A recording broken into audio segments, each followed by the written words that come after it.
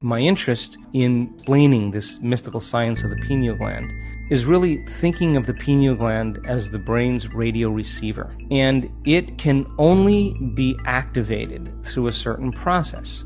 When this latent system switches on, the arousal that's created is energy moving from the body right up into the brain. And that energy rushes all the way up into the pineal gland. The moment that happens, the brain goes into what's called gamma brainwave patterns. They're having a full-on sensory experience without their senses. And whatever's going on between their ears, the vision that they're having, they're not visualizing.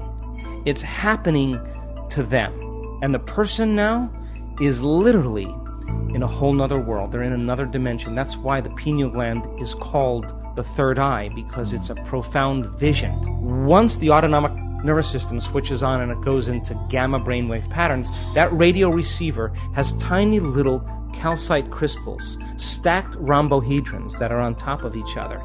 And those crystals begin to shimmer. They begin to oscillate. And now the radio receiver is activated. And when the brain latches on to a frequency, the pineal gland acts as a transducer. And the pineal gland begins to release upgraded versions of melatonin. Melatonin already causes us to dream, but now you're going to really dream. It already causes us to relax, but now you're going to make a benzodiazepine. You are going to chill way out. You are no longer going to be in survival. Melatonin is already an antioxidant, but you're going to make two of the most powerful antioxidants known to man. Anti-cancer, anti-aging, anti-heart disease, anti-stroke, anti-neurodegenerative, anti-inflammatory, anti-microbial. And then you make that one amazing chemical called dimethyltryptamine. And that begins to switch on. And what happens is you no longer move through space to experience time. You move through times.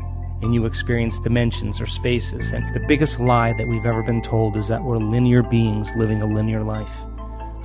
We are dimensional beings living a dimensional life. And when the doors of dimension open to you, and you get a glimpse of how big this really is, you are going to care less about politics.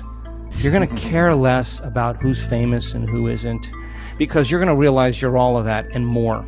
We have people that have switched this system, this latent system on, and they have a greater understanding of who they really are.